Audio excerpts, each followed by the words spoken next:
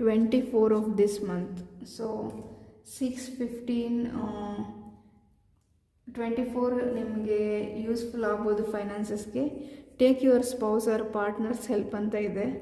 May be ಇದು ನಿಮ್ಗೆ ಹೆಂಗೆ ರೆಸನೇಟ್ ಆಗುತ್ತೆ ಹಂಗೆ ತಗೊಳ್ಳಿ.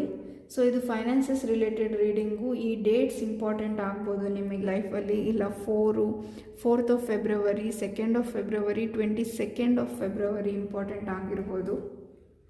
ಈಗ ಜನರಲಾಗಿ ಒಂದು ಟೈಮ್ ಲೈನ್ನ ತೆಗಿಯೋಣ. ಅಂದರೆ ರಿಲೇಷನ್ಶಿಪ್ ಫೈನಾನ್ಸಸ್ ಬಿಟ್ಟು ಬೇರೆ ಯಾವುದಕ್ಕಾದರೂ ಏನು ಮೆಸೇಜ್ ಇದೆ ಅಂತ ನೋಡೋಣ.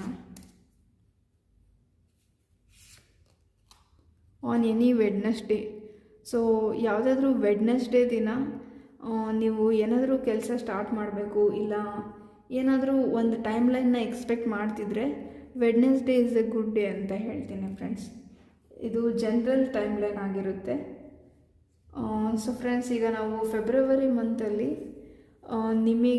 ನೀವು ಯೂನಿವರ್ಸಿಂದ ಏನು ಮೆಸೇಜ್ ಇದೆ ಅಂತ ನೋಡೋಣ. ಅಂದರೆ ನಿಮ್ಮ ಪ್ರೆಸೆಂಟ್ ಸಿಚುವೇಶನ್ನು ಫೆಬ್ರವರಿಯಲ್ಲಿ ಏನು ಮೆಸೇಜ್ ಇದೆ ಯೂನಿವರ್ಸಿಂದ ಅಂತ ನೋಡೋಣ. ಇದು ನಿಮಗೆ ಅಡ್ವೈಸ್ ಮೆಸೇಜ್ ಆಗಿರ್ಬೋದು.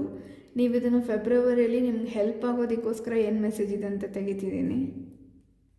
You can't change people and situation always, sometimes you need to accept.